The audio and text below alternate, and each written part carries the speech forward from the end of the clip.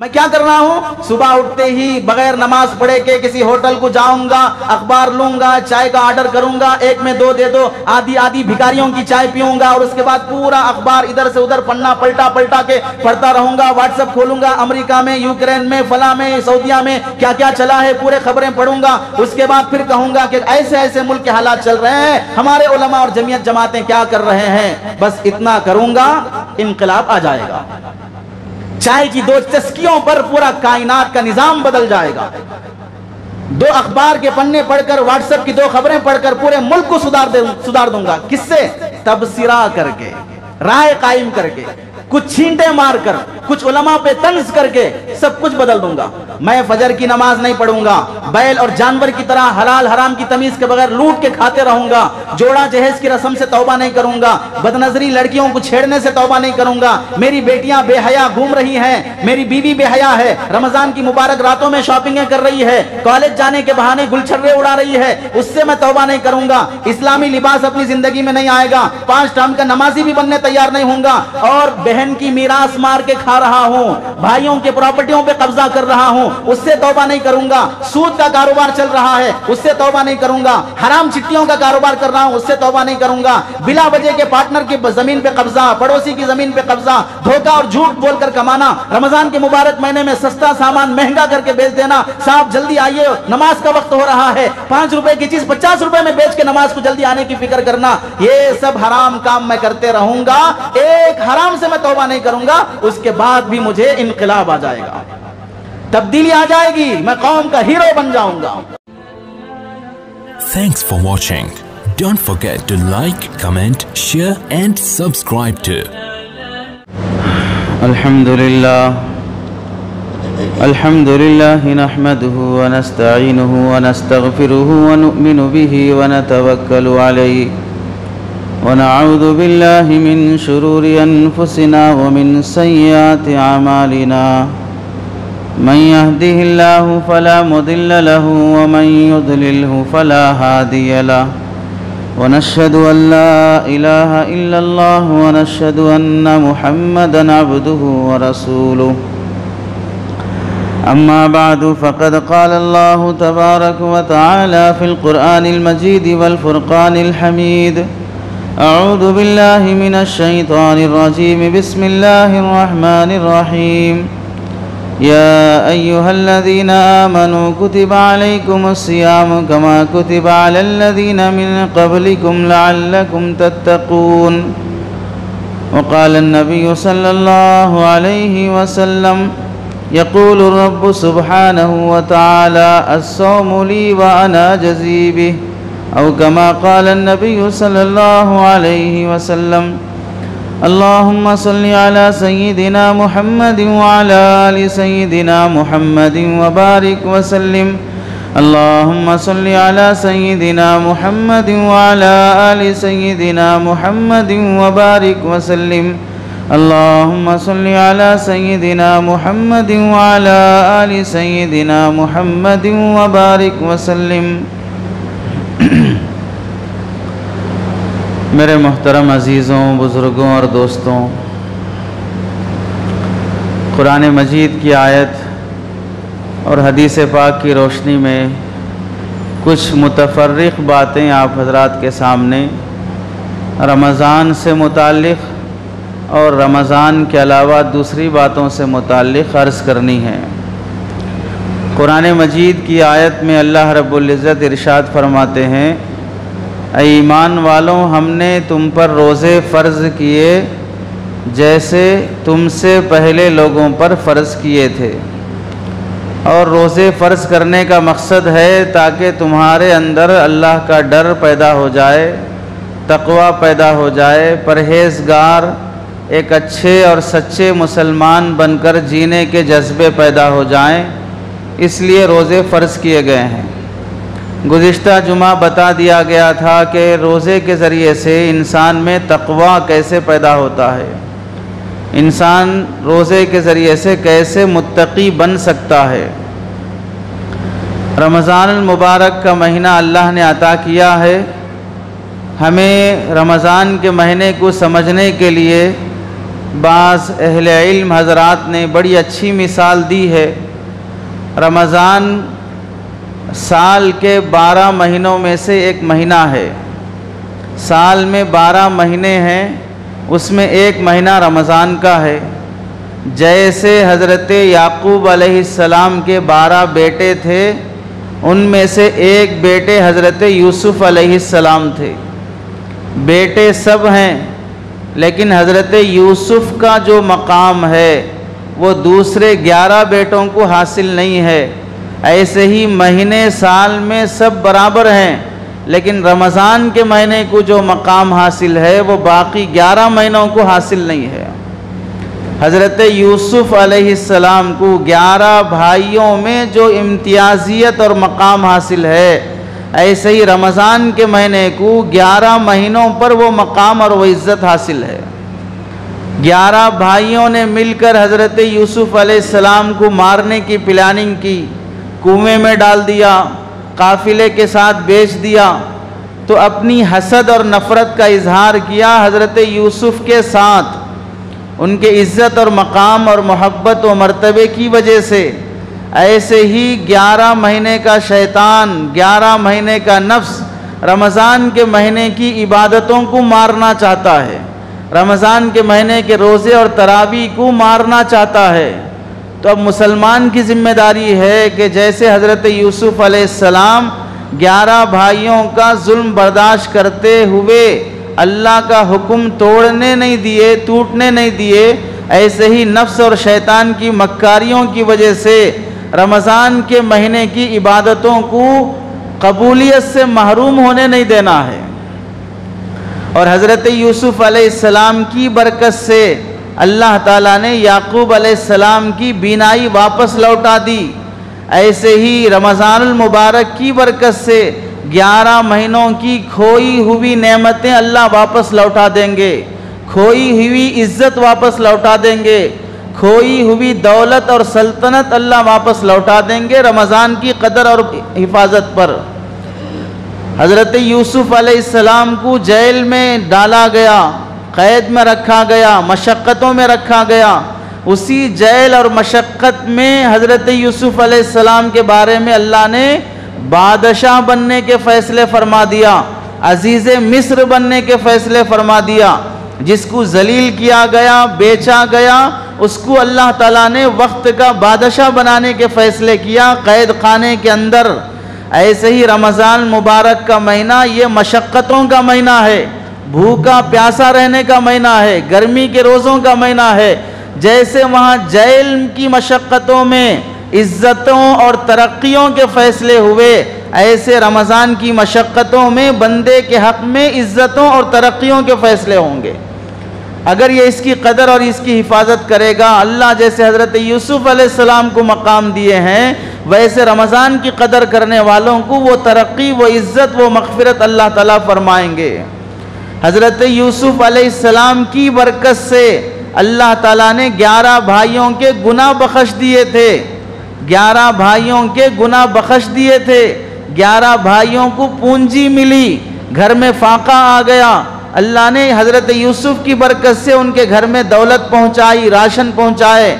ऐसे ही रमज़ान मुबारक की बरकत से 11 महीनों के गुनाह बख्शे जाएंगे।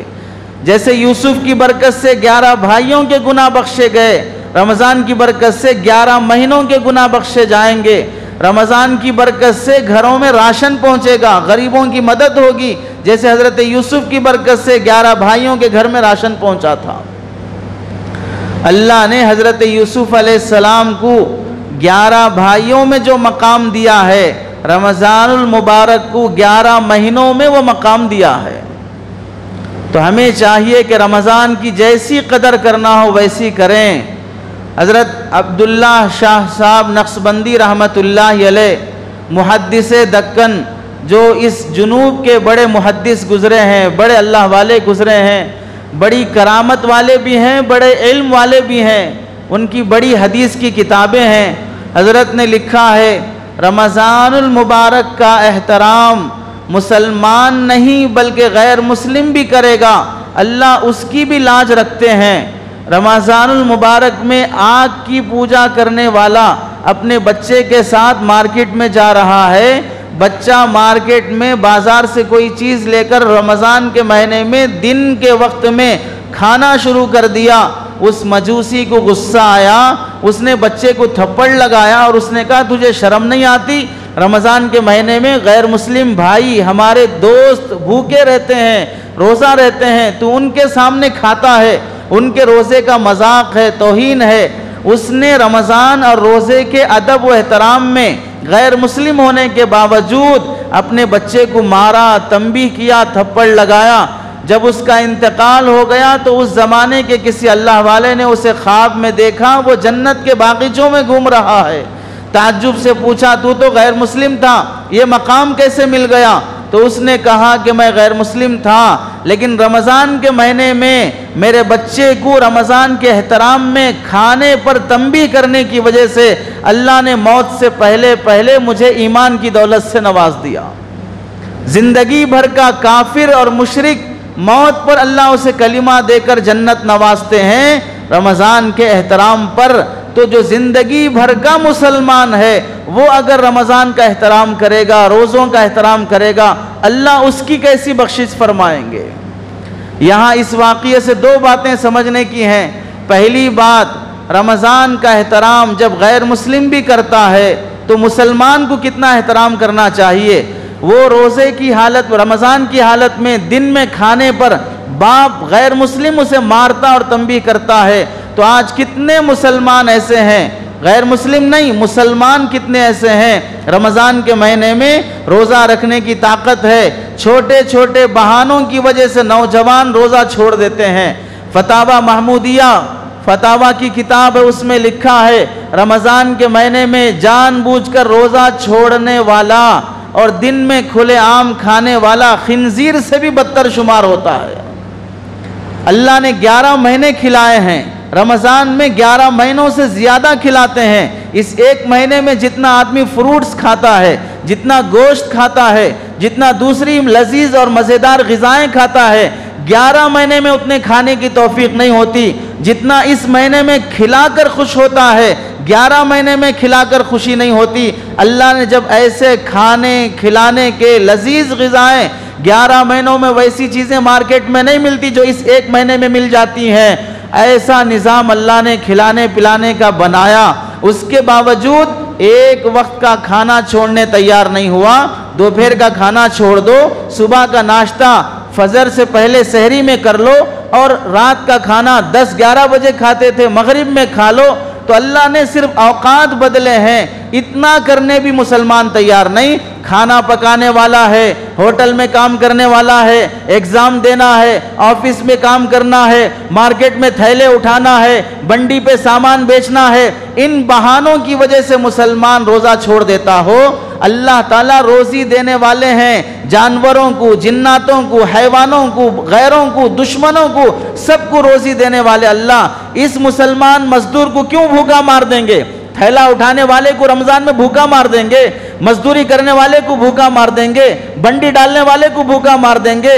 जब अल्लाह के हुक्म पर ये मजदूरी मेहनत करने वाला रोज़ा रखेगा, 11 महीनों से ज़्यादा अल्लाह इसे रोज़ी पहुँचाएंगे, 11 महीनों से ज़्यादा इसकी रोज़ी में बरकत देंगे। एग्ज़ाम देने के बहाने से रोज़ा छोड़ देना, पकाने के बहाने से रोज़ा छोड़ देना, गर्मी में होटल में काम करना पड़ता है। अल्लाह ने शरीयत में जब ये इजाज़त दी पकाने वाले को कि अगर खाना मज़ेदार है नहीं है, रोज़ा रख कर भी तुम चख सकते हो, चखने की इजाज़त है, निगलने की इजाज़त नहीं है, चखने की जब अल्लाह ने इजाज़त दी है तो रोज़ा रखकर अच्छा खाना बना सकते हो, 10 आइटम चख सकते हो। इस छूट और सहूलत के बावजूद मुसलमान जानबूझकर रोज़ा छोड़ देना, जवान होकर रोज़ा छोड़ देना, उधर बुढ़ापे की हालत में कितने बूढ़े मुसलमान ऐसे हैं, 60 साल हो गए, 70 साल हो गए, इस बुढ़ापे में कमज़ोर बदन के साथ वो रोज़े की पाबंदी करते हैं, रोज़ा छोड़ने तैयार नहीं होते। बाज़ बूढ़े लोगों को डॉक्टरों ने मना भी कर दिया होगा, उनका शुगर लेवल हाई भी होगा, फिर भी वो अल्लाह पे भरोसा करके रोज़ा रखने की कोशिश करते हैं। और नौजवान जवानी के बावजूद, ताकत के बावजूद छोटे छोटे बहानों पे रोज़ा छोड़ देता हो तो अल्लाह की किस कदर उस पर लानत बरसेगी। शर्म आनी चाहिए कि एक गैर मुस्लिम तो रमज़ान का एहतराम करे, और अपने बच्चे को रोज़ा नहीं बल्कि दिन में खा लेने पर तंबी करे। और मुसलमान की होटलें खुली हैं, होटलों पे चाय पी जा रही है, नौजवान सिगरेट पी रहा है, गुटखा खा रहा है। और अभी सुनाया गया मस्जिद को कितना सजाया गया, कितना रंग रोगन किया गया है, दरवाज़ों को पेंट किया गया, नए दरवाजे लगाने की कोशिश की गई। लेकिन इन पाकीज़ा जगहों को भी, अल्लाह के घर के इन बाथरूमों का भी गलत इस्तेमाल, पान पराग खाकर, गुटखा खाकर, पान खाकर बाथरूमों में थूक कर जाते हैं, गंदगी करते हैं।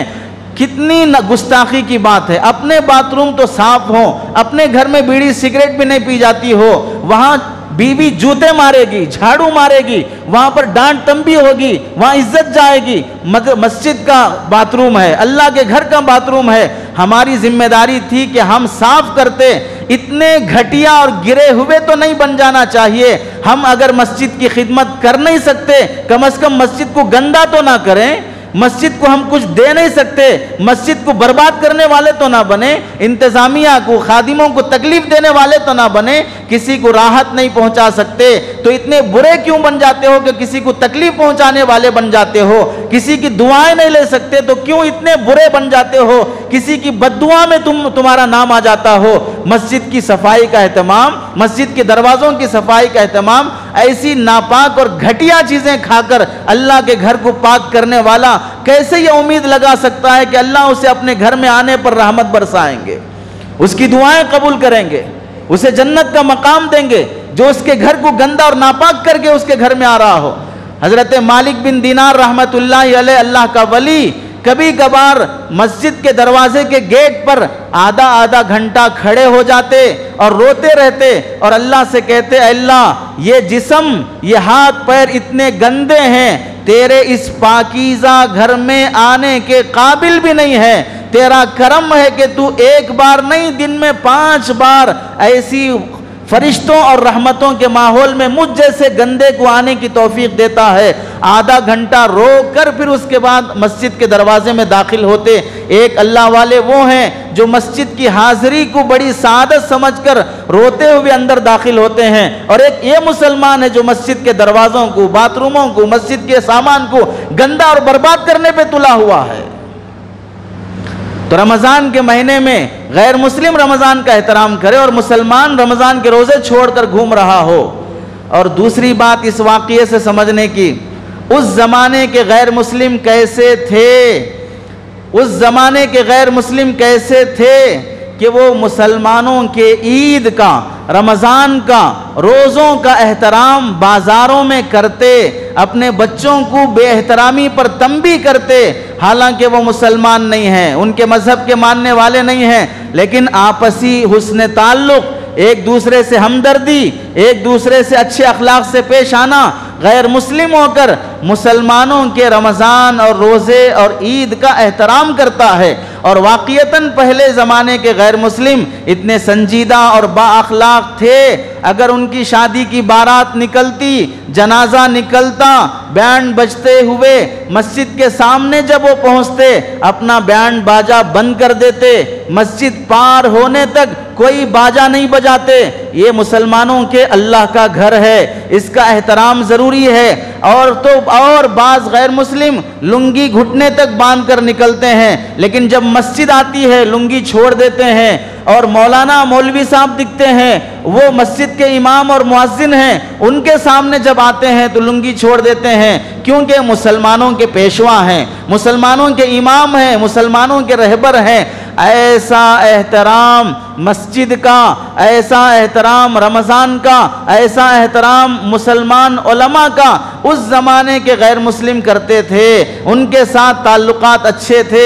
और आज का गैर मुस्लिम सब नहीं है, सब नहीं है, बल्कि बाज़ ऐसे नाहंजार, नालायक, हराम खोर ऐसे गैर मुस्लिम हैं जो उनके अपने मजहब को ही बदनाम कर रहे हैं। रमज़ान के मौके पर रामनवमी जयंती निकलती है, अब आगे दूसरी जयंती आएगी, उस मौके पर ऐसे मुनज़्ज़म तरीके से प्लानिंग करके अपनी ईद और त्यौहार मनाने के लिए भगवा रंग के रुमाल बांधकर, तलवार हाथ में लेकर, गाड़ियों पे रेसिंग करते हुए मुसलमानों की मस्जिदों पे चढ़ जाना और वहां माइक की जगह पर अपने झंडे लगाने की कोशिश करना और नापाक नारे मस्जिदों के सामने खड़े होकर लगाना, मुसलमानों को तंग करने के लिए उनके महलों में आग लगा देना, उनकी दुकानों पर आग लगा देना, ये सब मंजर मीडिया देखते हुए रखेल ताइफा बाजारी औरत बनकर दुश्मन की गोद में बैठकर लालीपॉप खाते रहना, उनकी बिस्तरों पे सोकर हराम नस्ल जन्म देने पे राजी हो जाना, और जो खाकी कलर के कपड़े पहनकर मुल्क और मुल्क के बाशिंदों की हिफाजत का ठेका लेके रखे हैं, वो इतनी अफसोस की बात है। तुम्हें मुल्क ने, मजहब ने, कौम ने कैसी इंसानियत सिखाई है? कहां वो तुम्हारे बाप दादा कैसे एक दूसरे का एहतराम करने वाले थे, और कैसे ये नस्ल कैसे अपने मजहबी को बदनाम कर रही है। ऐसी बुरी हरकतें जो एक दूसरे अपने ही मुल्क के रहने वाले, चाहे वो किसी भी मजहब का मुसलमान हो, किसी भी मजहब का मानने वाला हो, उसको तकलीफ देने पर तुम्हारा मजहब बदनाम नहीं होगा। उसका लाइव टेलीकास्ट किया जाए, उसके वीडियोस बनाए जाएं, तुम्हारी इन हरकतों से तुम्हारा मजहब बदनाम नहीं होगा।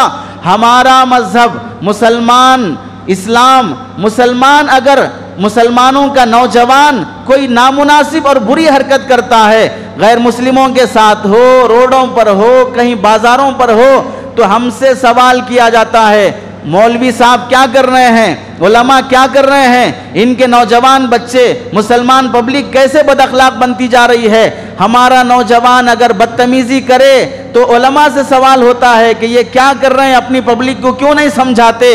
तो फिर बताओ, गैर मुस्लिम अपने अपने त्योहारों पर ऐसी जो गुंडागर्दी कर रहे हैं, उनके मजहब के भी पेशवा हैं, उनके भी स्वामी हैं, उनके भी पुजारी हैं, तो उनकी जिम्मेदारी नहीं बनती अपने मजहब के मानने वालों को समझाने के लिए मैदान में आते, इंटरव्यू देते, आवाज उठाते कि ये हमारा मजहब नहीं है, हमारे मजहब के मानने वाले ऐसे गंदे नहीं होते, दूसरों को तकलीफ देना मजहब सिखाता नहीं है, दूसरों से बैर रखना मजहब बताता नहीं है। ऐसा बताने वाले और उन पर सवाल करने वाला गोदी मीडिया कहां जन्म देने चला गया है। कितना ऊंच नीच मुल्क और मजहब के कवानीन में आ गया है। इससे थोड़ी देर के लिए मुसलमानों को तकलीफ पहुंचाने का जो भड़ास है अंदर की, मुमकिन है तुम्हारी भड़ास निकल जाए, लेकिन बदनामी किसकी हो रही है? पूरे मुल्क में कौन सा कानून बदनाम हो रहा है? और जो रोजाना नए नए कपड़े पहनकर दुल्हन की तरह कभी इसके पास कभी उसके पास जाने वाला, उसकी तो जबान बंद है। सबका साथ, सबका विकास, सबका विश्वास बोलकर नारे लगाने वाला है। ये क्यों? इससे क्या मुल्क में ऐसे लोग पैदा नहीं होंगे जो तुम्हारे ही दुश्मन बन जाएंगे, मजहब के बदनाम करने वाले पैदा हो जाएंगे? इससे क्या खुद अपने मजहब के मानने वाले रपस में नहीं आएंगे? खुद उनके मजहब के, अगर किसी दुश्मन को मैंने तकलीफ पहुंचाया तो क्या उससे मेरे घर का राशन पहुंच जाएगा? मुसलमान को अगर मैंने मुसलमानों की मस्जिद को तकलीफ पहुंचाया तो क्या मेरे बेटे को नौकरी और जॉब मिल जाएगी? किसी मुसलमान के घर को जला दिया तो क्या मेरा घर आबाद हो जाएगा? मुसलमानों के किसी महल्ले को नुकसान पहुंचा दिया तो मेरे महल्ले की गलियां, सड़क, पानी, नल सब सही हो जाएंगे? किसी मुसलमान के राशन की दुकान को आग लगा दिया तो क्या मुल्क की बढ़ती हुई महंगाई घट जाएगी? पेट्रोल की कीमत, गैस की कीमत घट जाएगी? नौकरियां नहीं होकर खाली चोरी करते हुए, डकैता डालते हुए, शराब पीते हुए, बदकारी करते हुए मेरी कौम जो बर्बाद हो रही है, क्या मेरी कौम को जॉब मिल जाएंगे? हर एक के अकाउंट में 15,000 आने का वादा पूरा हो जाएगा? 9 लाख नौकरियां, 90 लाख नौकरियां देने का वादा पूरा हो जाएगा? कौन सा काम मेरे मजहब का पूरा होगा? इतनी तो अकल से काम लेना चाहिए। मुल्क में रहकर अगर मैं नफरत का भाषण दूंगा, भड़काऊ भाषण दूंगा, स्टेज पर नफरत की बात करूंगा, फला कौम की बेटियों और बहुओं की बलात्कारी की बात करूंगा, तो क्या मेरी कौम में बहू बेटी नहीं है? अगर मेरी कौम में मर्द हैं तो जिस कौम को बर्बाद करने की बात कर रहे हो उस कौम में मर्द नहीं है। अगर यहां से बलात्कारी होगी तो क्या वहां से भड़ास और गुस्सा नहीं भड़केगा? आपस में नफरत नहीं फैलेगी? चूड़ियां पहने हुए बैठे हुए हैं, बुज़दिल बने बैठे हुए हैं, क्यों ऐसी बदगुमानी में, क्यों ऐसी खुशफहमी में जी रहा है आज का मुल्क का बाशिंदा? नफरत की आग भड़केगी, उस आग में नफरत करने वाले का घर भी जलेगा।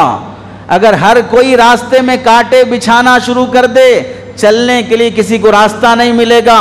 मोहब्बत का जाल बिछाओ, नफरतों का माहौल खत्म करो, भड़काऊ भाषण खत्म करो, वरना ये आग घूमते घूमते तुम्हारी नस्लों को जला सकती है। और हम देख रहे हैं, पूरी दुनिया देख रही है, बिल्ली आंख बंद करके दूध पीने से ये मतलब नहीं है कि कोई देख नहीं रहा है। जमीन में सर घुसा लेने से ये मतलब नहीं कि आसमान वाला नहीं देख रहा है। अंडरग्राउंड में कुछ मंसूबे बनाने से ये मतलब नहीं कि अल्लाह के फरिश्ते नहीं जानते हैं। वह मकरू मकर अल्लाह वल्लाहु खैरुल माकिरीन। दुश्मन भी प्लानिंग करता है। सरकार दो आलम सल्लल्लाहु अलैहि वसल्लम को मारने के लिए 100 नौजवान तलवार हाथ में लेकर रात भर पहरा दे रहे हैं। सुबह मोहम्मद निकलेगा तो हम मार देंगे।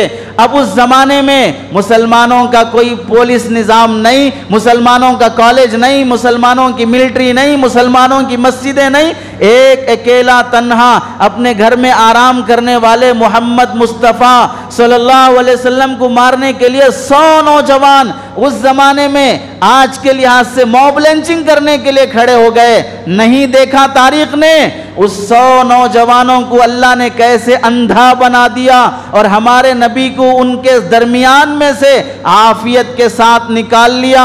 अल्लाह ताला हर जमाने में मुसलमानों के घेरा करने वालों के लिए रास्ते बना देते हैं, जैसे बनी इसराइल को समंदर में रास्ते बना दिए थे।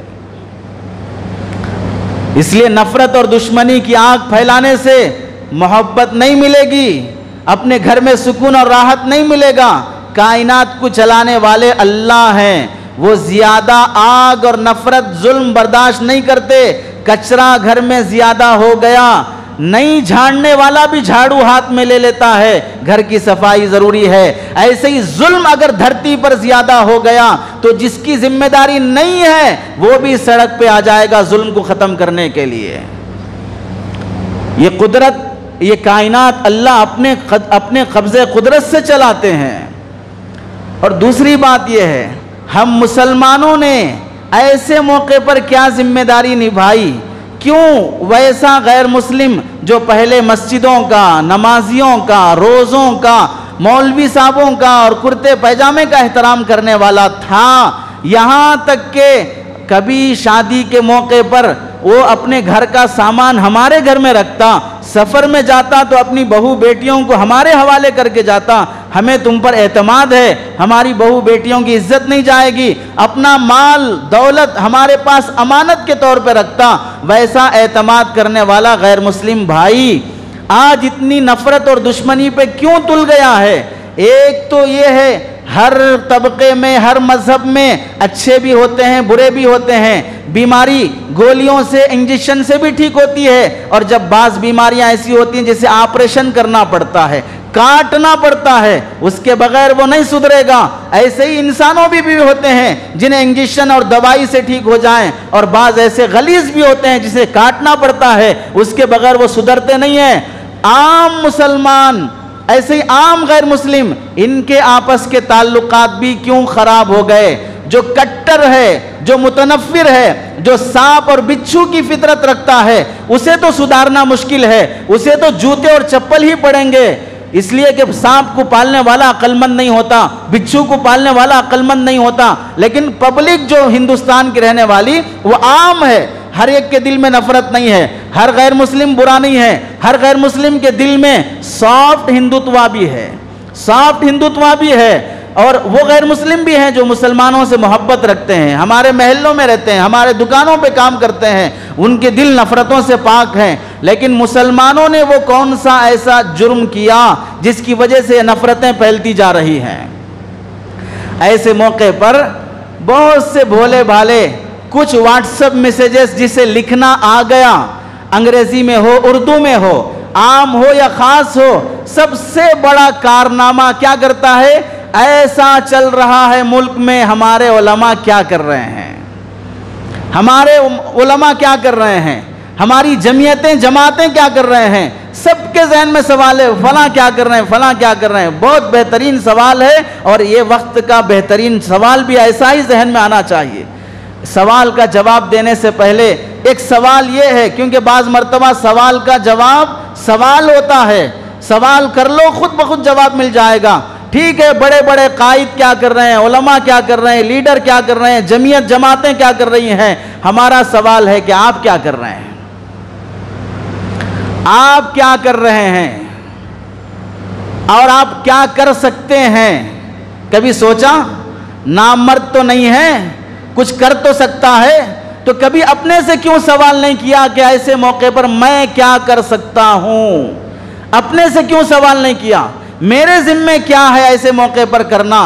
जिससे मैं सवाल कर रहा हूं वो मुझसे यह सवाल कर सकता है कि मैं क्या कर सकता हूं और क्या कर रहा हूं। मैं क्या कर रहा हूं, सुबह उठते ही बगैर नमाज पढ़े के किसी होटल को जाऊंगा, अखबार लूंगा, चाय का ऑर्डर करूंगा, एक में दो दे दो, आधी आधी भिखारियों की चाय पीऊंगा और उसके बाद पूरा अखबार इधर से उधर पन्ना पलटा पलटा के पढ़ता रहूंगा। व्हाट्सएप खोलूंगा, अमेरिका में, यूक्रेन में, फला में, सऊदिया में क्या क्या चला है पूरे खबरें पढ़ूंगा। उसके बाद फिर कहूंगा कि ऐसे ऐसे मुल्क के हालात चल रहे हैं, हमारे उलमा और जमीयत जमातें क्या कर रहे हैं। बस इतना करूंगा, इनकलाब आ जाएगा। चाय की दो चस्कियों पर पूरा कायनात का निजाम बदल जाएगा।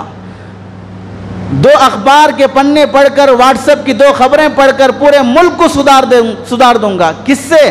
तबसिरा करके, राय कायम करके, कुछ छींटे मारकर, कुछ उलमा पे तंज करके सब कुछ बदल दूंगा। मैं फजर की नमाज नहीं पढ़ूंगा, बैल और जानवर की तरह हलाल हराम की तमीज के बगैर लूट के खाते रहूंगा। जोड़ा जहेज की रस्म से तौबा नहीं करूंगा, बदनजरी लड़कियों को छेड़ने से तौबा नहीं करूंगा। मेरी बेटियां बेहया घूम रही हैं, मेरी बीवी बेहया है, रमजान की मुबारक रातों में शॉपिंगें कर रही है, कॉलेज जाने के बहाने गुलछर्रे उड़ा रही है, उससे मैं तौबा नहीं करूंगा। इस्लामी लिबास अपनी जिंदगी में नहीं आएगा, 5 टाइम का नमाजी भी बनने तैयार नहीं होऊंगा। और बहन की मीरास मार के खा रहा हूं, भाइयों के प्रॉपर्टियों पे कब्जा कर रहा हूं, उससे तौबा नहीं करूंगा। सूद का कारोबार चल रहा है, उससे तौबा नहीं करूंगा। हराम चिट्ठियों का कारोबार कर रहा हूं, उससे तौबा नहीं करूंगा। बिला वजह के पार्टनर की जमीन पे कब्जा, पड़ोसी की जमीन पे कब्जा, धोखा और झूठ बोलकर कमाना, रमजान के मुबारक महीने में सस्ता सामान महंगा करके बेच देना। साहब जल्दी आइए, नमाज का वक्त हो रहा है, 5 रुपए की चीज 50 रुपए में बेच के नमाज को जल्दी आने की फिक्र करना। ये सब हराम काम मैं करते रहूंगा, एक हराम से मैं तौबा नहीं करूंगा, उसके बाद भी मुझे इनकलाब आ जाएगा, तब्दीली आ जाएगी, मैं कौम का हीरो बन जाऊंगा। सच बताओ, आज जो सवाल कर रहा है कि क्या कर रहे हैं हमारे उलमा, उनकी हालत यह है कि नहीं है? फजर का सोना छोड़ो, वर्जिश करो, जिम जाओ, कराटे सीखो, लाठी चलाना सीखो, अपनी सेहत बनाओ, पेट की चर्बी गलाओ, बैल के जैसा फूलते जा रहे हो, ये नहीं होगा हमसे। होटल के खाने छोड़ो, बेकरी के खाने छोड़ो, फास्ट फूड छोड़ो और फूड ऑयल छोड़ो, ये नहीं होगा हमसे। हम तो अपनी सेहत बनाने की भी फिक्र नहीं करेंगे, मरियल बने रहेंगे, बुज़दिल बने रहेंगे। बड़े बड़े मुजाहिदों के कारनामे करना तो दूर की बात, अपनी सेहत के लिए बीड़ी सिगरेट गुटखा छोड़ने तैयार नहीं होंगे। और बदलने चले हैं सारी दुनिया को, बदलने चले हैं हिंदुस्तान के निजाम को। अरे जब तुम ये देख रहे हो कि मुल्क के अंदर यूपी का एक बंदा जो अपनी सियासी हैसियत रखता होने के बावजूद लालू जेल में है, नीतीश घुटने टेका हुआ है, हक फैसले करने वाले जजों का ट्रांसफर करा दिया जा रहा है। अगर वो जिद पे आकर सही कॉन्स्टिट्यूशन के हिसाब से अगर फैसला करते हैं तो उन्हें मौत के घाट उतार दिया जाता है। सही रिपोर्ट करने वाले मीडिया को मार दिया जाता है और जिससे कुछ नुकसान ही नहीं है, कोई तकलीफ भी नहीं है। ऐसे बेजरर उलमा, कलीम सिद्दीकी जैसे आदमी को जेल में डाल दिया जाता है, जिसके पास पावर है, ताकत है, सियासी ओहदा है, वो लोग भी अपनी जान बचाने की फिक्र में हैं, क्योंकि यहाँ धरती पर एक फिरौन और नमरूद दनाते फिर रहा है। ऐसे माहौल में तुम ये सवाल उलमा से करते हो कि हमारे उलमा क्या कर रहे हैं? कुछ करने की आवाज लगाएंगे तो आओगे आगे, है ताकत और मर्दानगी, है हिम्मत। अपने भाइयों से लड़ते लड़ते हिम्मत खत्म हो गई है, अपनी प्रॉपर्टियों के झगड़े कोर्ट कचहरी में ले जाकर पैसा बर्बाद कर लिए हो, जोड़े जहेज मांगते मांगते बेटियों का घर बर्बाद कर चुके हो। क्या बचा है तुम्हारे पास? कौन सी ताकत और हिम्मत बची है? पढ़कर नौजवान किसी पुलिस में आता, लॉयर बनता, पार्लियामेंट में आता, बड़े ओहदों पे आता, कानून दानी में आता, ये सब करने तैयार नहीं है। इस मरहले में कौन क्या कर रहा है का सवाल नहीं किया जाएगा। मैं क्या कर सकता हूं वो करके मरूंगा। मेरे घर का अंधेरा दूर करना जमीयतुल उलमा की जिम्मेदारी नहीं है, मेरे घर का अंधेरा दूर करना मेरी जिम्मेदारी है। मेरी औलाद को सुधारना मेरी जिम्मेदारी है, मैं इंसान बनना मेरी जिम्मेदारी है। और हमने नफरत दिलाने का माहौल कैसे बनाया? पहली बात, दसियों बार कह दिया गया, मस्जिदों में लाउड स्पीकर अजान के अलावा दूसरे कामों के लिए इस्तेमाल ना करो। इससे दूसरे महल्ले में रहने वाले गैर मुस्लिमों को तकलीफ होगी। भेजे में नहीं घुसती बात, अल्लाह ने तुम्हें भेजा है लेकिन भेजे में भेजा नहीं भेजा, ऐसा लगता है। दसियों बार कह दिया गया। भद्दी आवाज है, सड़ी आवाज है, उल्टी आती है ऐसी आवाज सुनकर, और फिर वो आवाज से माइक में बयान कर रहा है, माइक में नातें पढ़ रहा है, माइक में कव्वाली पढ़ रहा है, माइक में कुरान की तिलावत कर रहा है। अरे अज़ा अगर होती मक्का मुकर्रमा की, मदीना मुनव्वरा की, ऐसी अज़ा होना चाहिए कि मुसलमान तो मुसलमान, गैर मुस्लिम भी खड़े होकर सुन के मजे लेने वाला बन जाए। कितने गैर मुस्लिम ऐसे हैं, बेहतरीन अज़ा सुनकर वो लोग अपना काम धंधा छोड़ देते हैं। अगर फला मुअज्जिन साहब जिनकी अज़ा बेहतरीन है वो अगर अज़ा नहीं देंगे, गैर मुस्लिम पूछेगा आज आप अज़ा नहीं दिए, कोई दूसरे अज़ा दिए, आप दिए तो बहुत मजा आता है। ऐसी मजेदार अज़ा होनी चाहिए थी। और हमारी मस्जिदों में कैसी अज़ा होती है, कैसे लोगों को हम मुअज्जिन रखते हैं, वो टॉपिक तो बाकी है मुअज्जिन उलमा का, 2 जुमा पहले बयान किया था, आगे फिर बयान करूंगा। हम कैसे लोगों को रखते हैं मुअज्जिन, अज़ान की आवाज़ कैसी बेहतरीन होनी चाहिए। इसके अलावा क्या ज़रूरत है हमारा बयान जो हो रहा है ऊपर वाले माइक में पूरी बस्ती को सुनाना।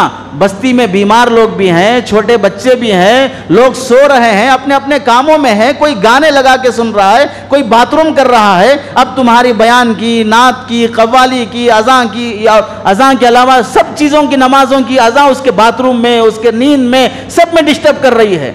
बताओ नफरत पैदा नहीं होगी? नफरत पैदा होगी या नहीं होगी? शरीयत जब खुद मना करती है, कौन सा मसलक वाला, देवबंदी, बरेलवी, अहले हदीस, इस महल्ले की जो भी बरेलवी मस्जिदें हैं, जाके निजामिया का फतवा लो, पूछो उनसे जाके, माइक में, ऊपर वाले माइक में अज़ान के अलावा कोई और चीज करना जायज है या नाजायज है? फतवा आ जाए जायज का तो फिर कर लो। क्यों ऐसी जहालत और हटदर्मी?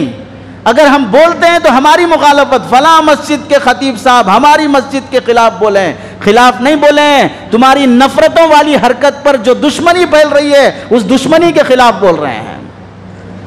हमने ढंग की अज़ान नहीं सीखी है, ढंग से अज़ान देने वाले का इंतखाब, अज़ान देने वाला सिर्फ अज़ान देगा, कोई खिदमत नहीं करेगा, बेहतरीन आवाज़ वाला होगा, उसकी अज़ान से गैर मुस्लिम भी मुतासिर होगा।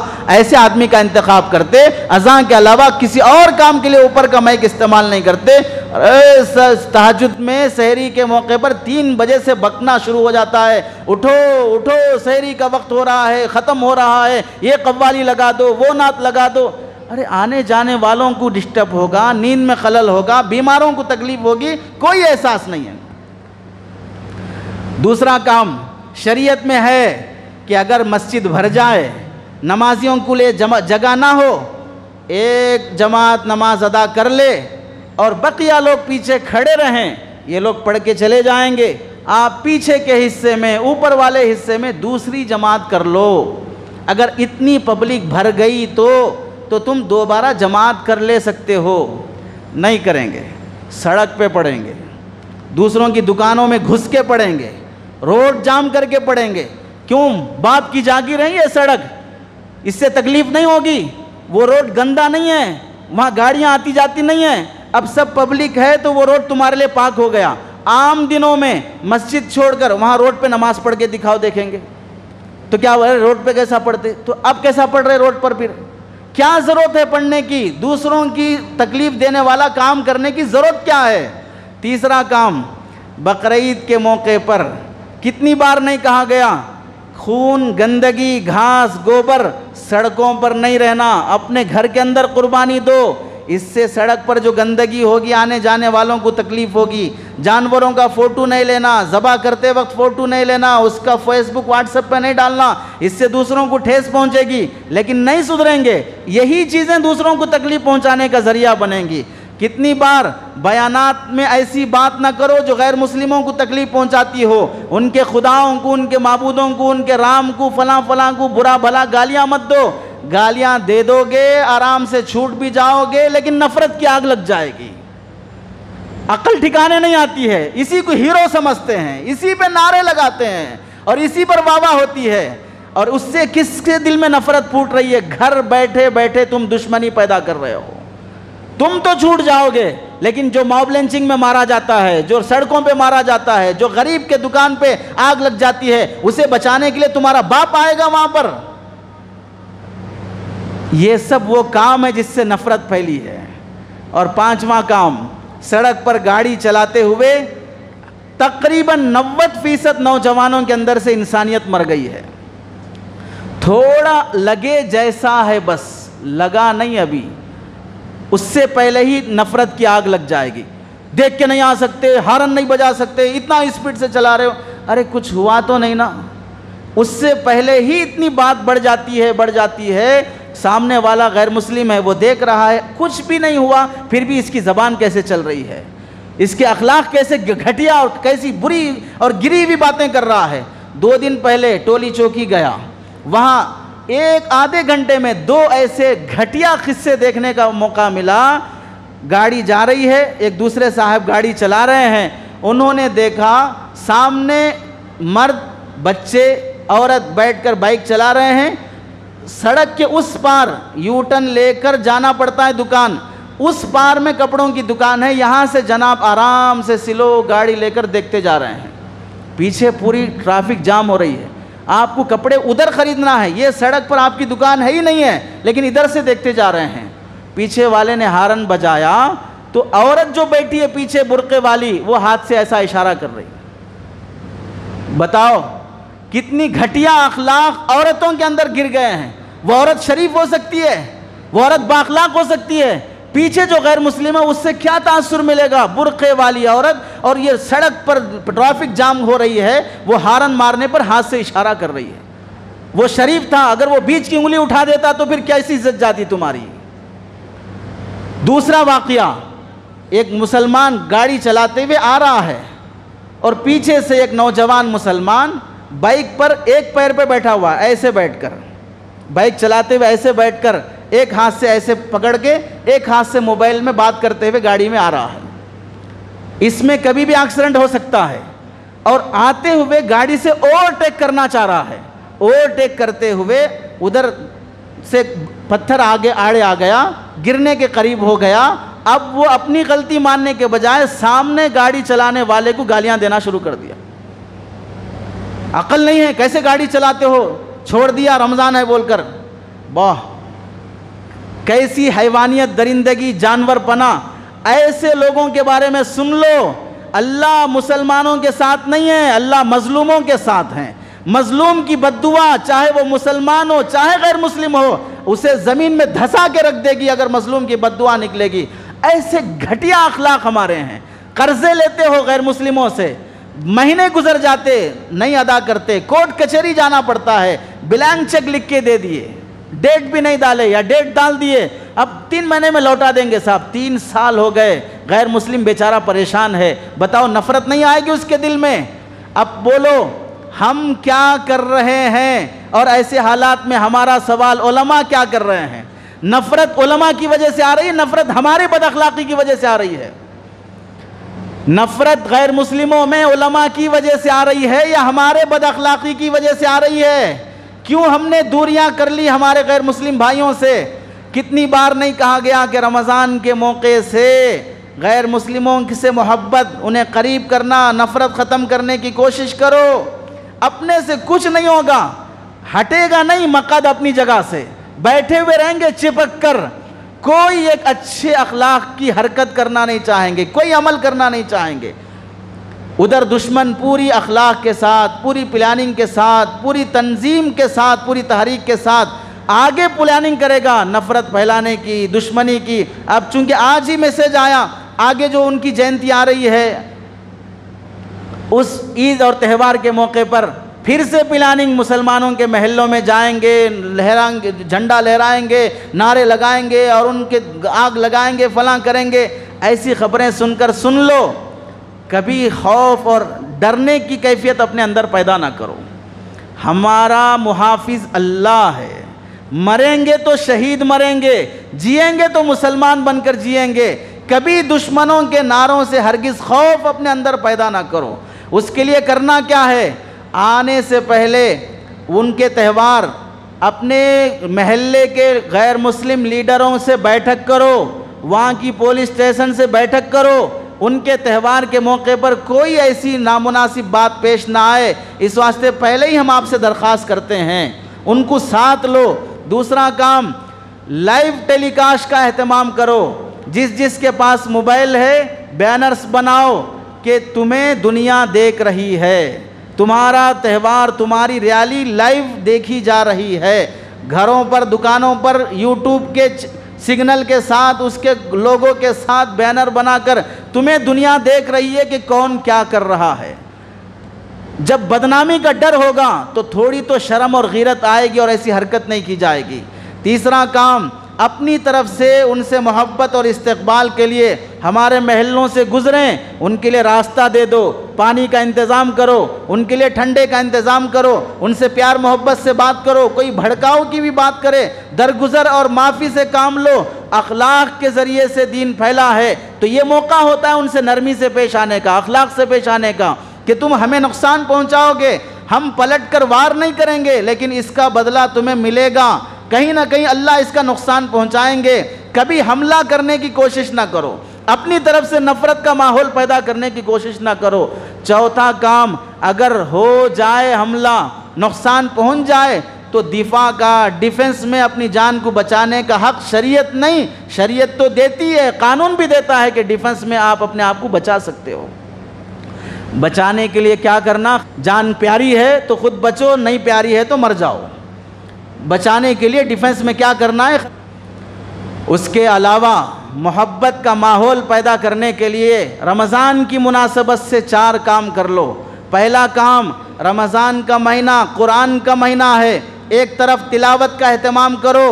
अल्लाह को सबसे ज़्यादा नापसंदीदा चीज़ शिर्क है, बुत परस्ती है। बीवी चाहे कितनी भी बदसूरत हो, शादी के बाद गवारा हो जाएगा, लेकिन बदज़बान हो, बदचलन हो, वो शोहर होते हुए दूसरे से ताल्लुक़ रखती हो, चाहे वो कितनी भी खूबसूरत हो, शोहर गवारा नहीं करता। अगर गीरत है तो, शर्म हया इज्जत है तो, सूरत बदसूरत से फ़र्क नहीं पड़ेगा, बदचलन है तो फिर शोहर गवारा नहीं करेगा।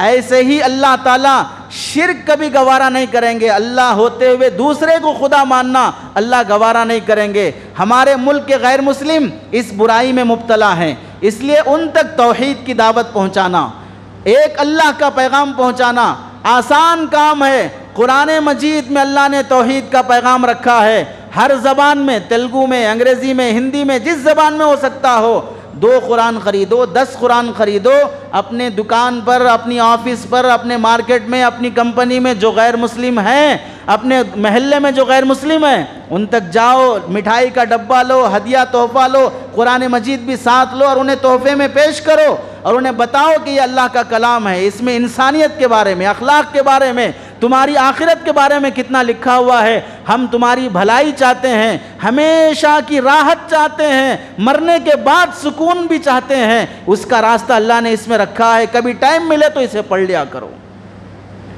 गैर मुस्लिम को कुरान देना जायज़ है नाजायज़ है, बोलने वाला मुफ्ती है, आप मसले बताने की ज़रूरत नहीं है, हमको मालूम है, तभी हम बोल रहे हैं देना जायज़ है नहीं जायज़ है। अल्लाह के नबी अलैहिस्सलाम दिए नहीं दिए हैं, जो सहाबा ईमान में आए वो कैसे ईमान में आए हैं। अपना काम पूरा करो कि गैर मुस्लिमों तक कुरान मजीद पहुँचाओ। दूसरा काम, रमज़ान के मौके से, इफ्तार के मौके पर जो खूब टिका कर खाते हो, इसमें अपने गैर मुस्लिमों का भी ख्याल रखो। एक अजीब रस्म है इफ्तार के मौके की।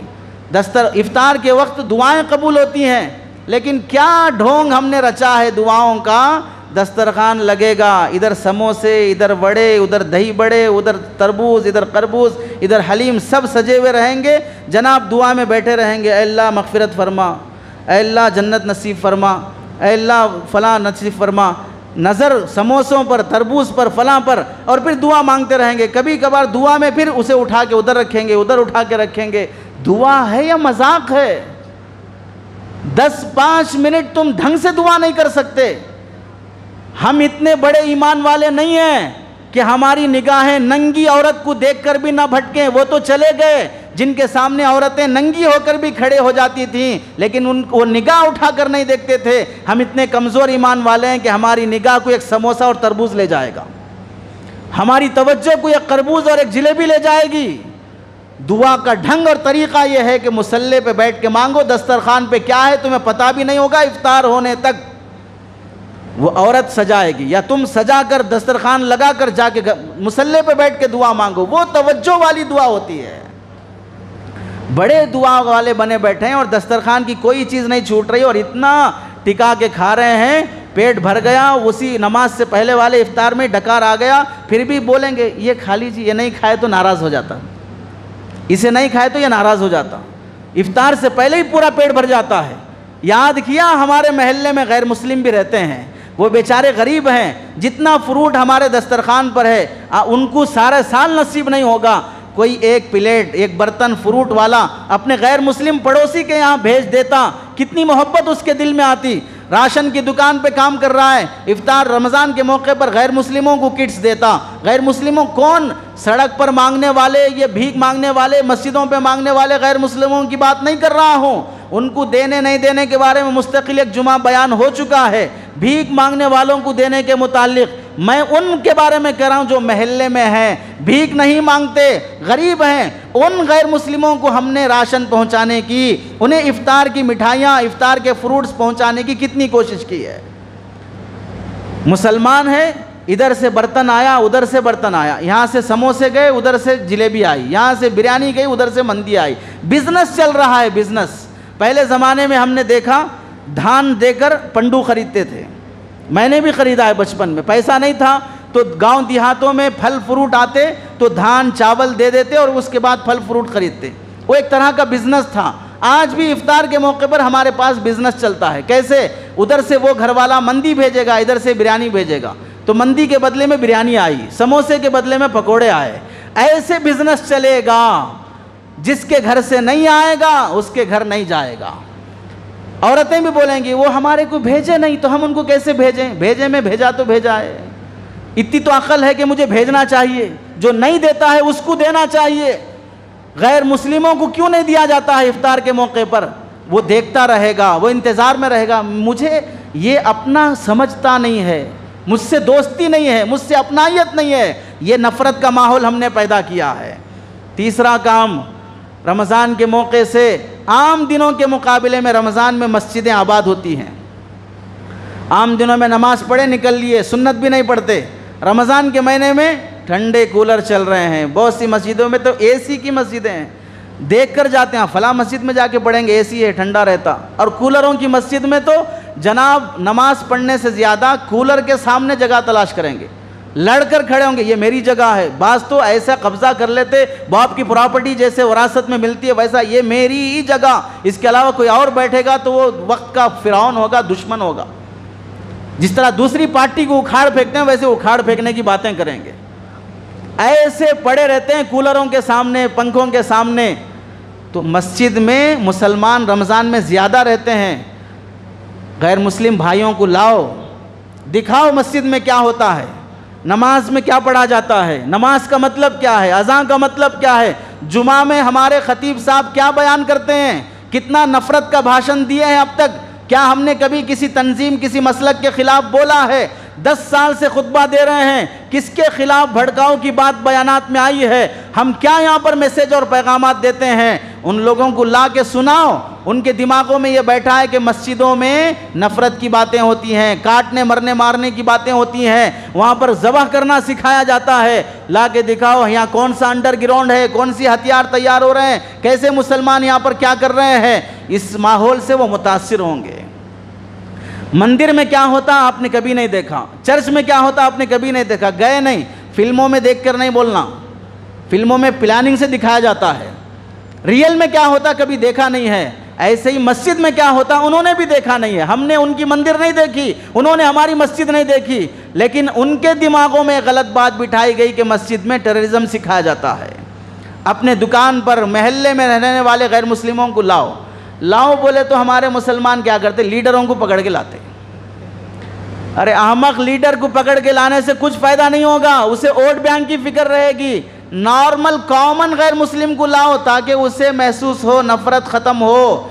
लीडर तो आज यहाँ भी जाएगा, वहाँ भी जाएगा, मंदिर भी जाएगा, चर्च भी जाएगा, वो जो बाथरूम भी जाएगा, सब जगह जाएगा। जहाँ से वोट मिलेगा वो कब्रिस्तान भी जाएगा। अगर मुर्दे वोट देते मालूम हो तो वो कब्रिस्तान भी जाएगा। उनको लाने से कोई फ़ायदा नहीं होगा। नॉर्मल गैर मुस्लिमों को लाओ, दिखाओ। मस्जिद में गैर मुस्लिम कैसे आ सकते? एक सवाल, बहुत इल्म वाले हैं, बहुत सोच के काम करने वाले हैं। मस्जिद में पेंटिंग के लिए गैर मुस्लिम आ सकता, करंट का काम करने के लिए गैर मुस्लिम आ सकता, सीढ़ियाँ बिठाने के लिए आ सकता, दरियाँ बिछाने के लिए आ सकता, मस्जिद बनाने के लिए गैर मुस्लिम हिंदू मेस्त्री इस्तेमाल हो सकता, लेकिन यहाँ लाकर मस्जिद का माहौल दिखाओ तो नहीं आ सकता। क्या शरीयत बाप दादा की बना ली है हमने। सरकार दो आलम सल्लल्लाहु अलैहि वसल्लम अपनी मस्जिद नबवी में ईसाइयों को, गैर मुस्लिमों को, काफिरों को लाकर खिला रहे हैं, पिला रहे हैं, उनके साथ अल्लाह के नबी का उठना बैठना हो रहा है, तो मस्जिद नबवी में आ सकता है, वो हमारे महल्ले की मस्जिदों में नहीं आ सकता। चौथा काम, मुसलमान आम दिनों के मुकाबले में रमज़ान में ज़्यादा ख़रीदारी करता है, फल फ्रूट भी ख़रीदता है, सौदा भी ख़रीदता है, कपड़े जूते भी ख़रीदता है, ख़रीदारी ज़्यादा करता है। आम दिनों के मुकाबले में ज़्यादा मार्केट में घूमता आता जाता रहता है। अपने रवैये से, अपने रहन सहन, आने जाने, बिजनेस करने के तौर तरीक़े से मोहब्बत और अखलाक का पैगाम दो। गैर मुस्लिम की दुकान पे गए ख़रीदने के लिए, प्यार मोहब्बत से बात करो, खैर खैरियत पूछो, नफ़रत वाली बात ना करो, खामोशी से मुच्चू बनकर वो दे दो, ले लिए आ गए, ऐसा नहीं, उससे दोस्ती करो, मोहब्बत से पेश आओ। सवारी और गाड़ी चलाते हुए अगर थोड़ा बहुत लग जाए फ़ौरन माफ़ी मांग लो, ओवरटेक करने की फ़िक्र ना करो, उल्टी बातें, नामुनासिब बातें, हद से ज़्यादा मोतबरी दिखाने की कोशिश ना करो। अपने रहन सहन अखलाक के ज़रिए से उनके दिलों की नफ़रत ख़त्म करके मोहब्बत पैदा करने की कोशिश करो। ये 4 काम हैं करने के। एक वक्त आएगा करते करते नफ़रत ख़त्म होगी, आग ठंडी पड़ेगी, मोहब्बत का माहौल शुरू होगा। करने के काम करोगे तो कुछ नतीजा मिलेगा, बग़ैर कुछ किए के तो औलाद भी नहीं होती है, बग़ैर कुछ किए के आदमी मरने वाला दफन भी नहीं होता है, मरने बग़ैर कुछ किए कि मर भी गए, दफनाने के लिए किसी ना किसी को आना पड़ता है। इसलिए ज़िंदगी का सबूत देना है, ज़िंदा है तो कुछ करके दिखाओ, मुर्दा है तो फिर कुछ करने की ज़रूरत नहीं, कोई और करके दफना देगा। अल्लाह से दुआ है कि अल्लाह अक़ल और समझ नसीब फरमाए। आमीन व आखिर दावाना अल्हम्दुलिल्लाहि रब्बिल आलमीन। अभी तक आपने मुफ्ती अहमदुल्लाह ऑफिशियल चैनल को सब्सक्राइब नहीं किया है तो सब्सक्राइब कर लें और बेल आइकन को प्रेस कर दें ताकि हमारे हर न्यू वीडियो की नोटिफिकेशन आपको जल्द से जल्द मिल जाए। जज़ाकल्लाह।